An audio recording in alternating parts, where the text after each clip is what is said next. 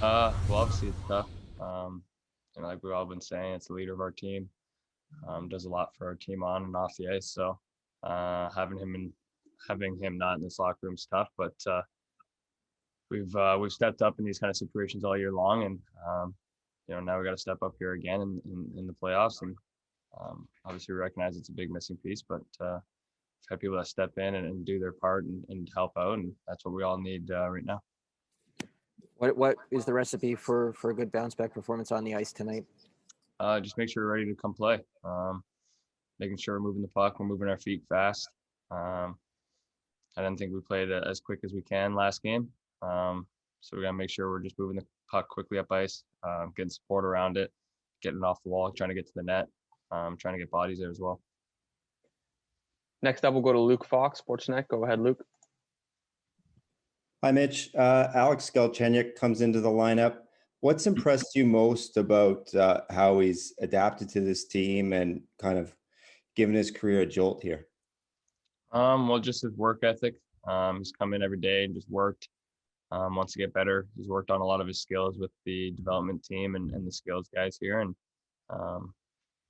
I think he's, like I said, he's been putting in the work and it's been showing.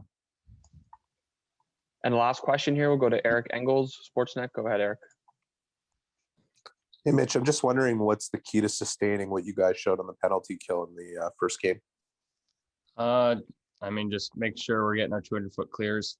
When we can pressure the puck on the wall, we're doing that, and we're getting people around it to support one another and get it out. I think we've done a great job of communicating in zone, of trying to talk when we can go and when we can, trying to be in lanes, just making sure we're clearing out those second opportunities on our net, and trying to stay fresh as well. We got a lot of guys that can penalty kill, and just making sure we're being flow out there and just making sure we have guys that can skate.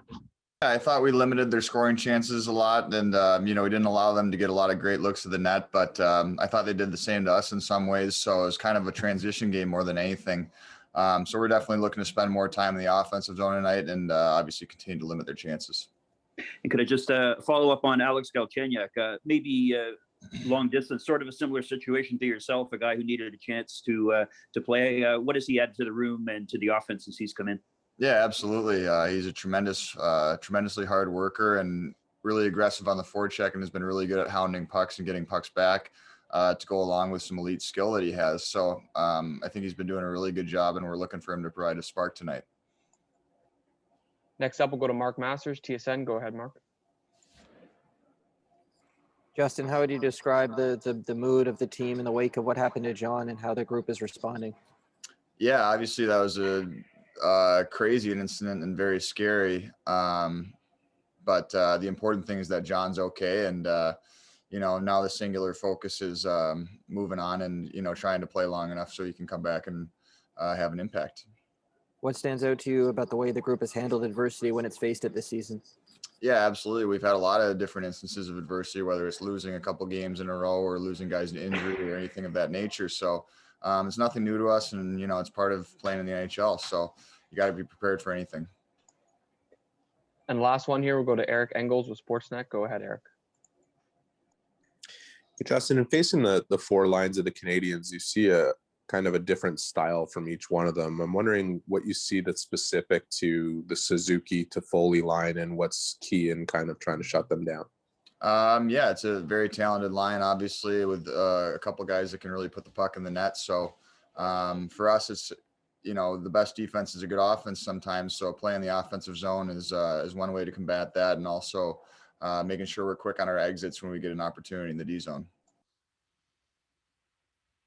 Yeah, I think all things considered, John's doing well. I mean, talking to him, he was very thankful for the care that he got, and knows it was a scary situation, and I think appreciates the amount of support and concern that people had for him. Now it's just a matter of giving him time to rest and recover, and then, yeah, to your point, there's no shortage of examples of teams that have had to deal with, playing without significant pieces of their team.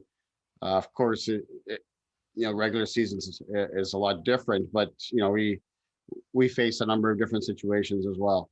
We played games without Austin. In fact, with Austin being out, it was John who had really stepped up his game to fill that gap and take on a lot of the responsibility and minutes that Austin would play in those situations. All of our guys need to step up and be better here. Whether you played in the last game, whether you're a guy coming into the lineup, everybody here has to just be a little bit better, which the playoffs itself call for that. And that's really what my focus is on here. It's just the fact that we didn't play well enough the other night.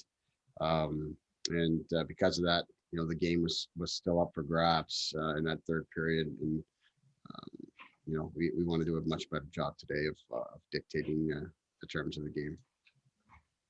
Next up, we'll go to Kevin McGran, Toronto Star. Go ahead, Kevin. Sheldon, you've got some guys coming in tonight. You got Nick Foligno playing center. I know you spoke about what you can hope from Nick at center, but when you've got so much change, how quick are you going to be to maybe move things around if you're not seeing what you want to see kind of right away? Or how much patience do you have with the lineup, the lines that you're going to go with? Well, obviously, I don't put together lines, with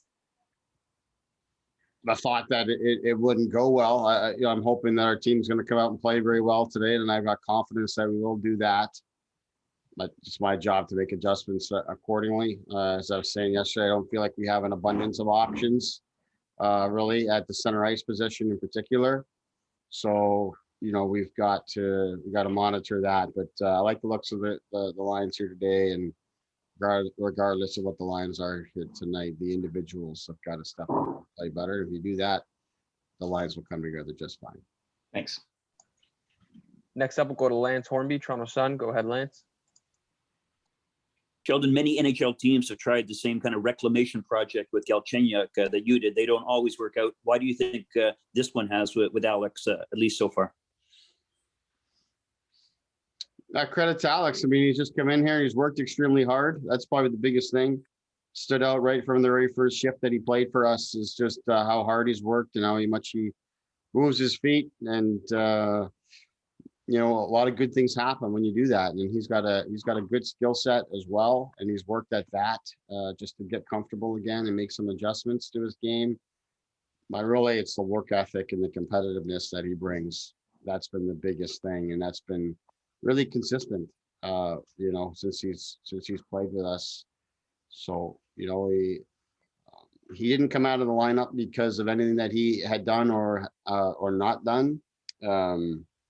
It's more, we liked the game one lineup that we had and the look of that.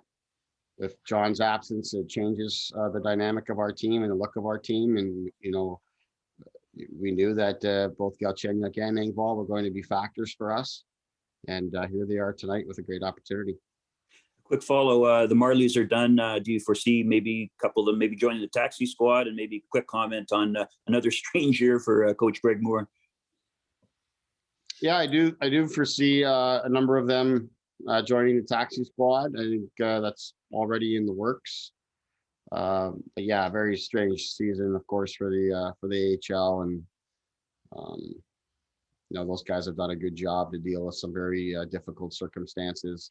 That not just the nature of the schedule, but the COVID situation, all those things.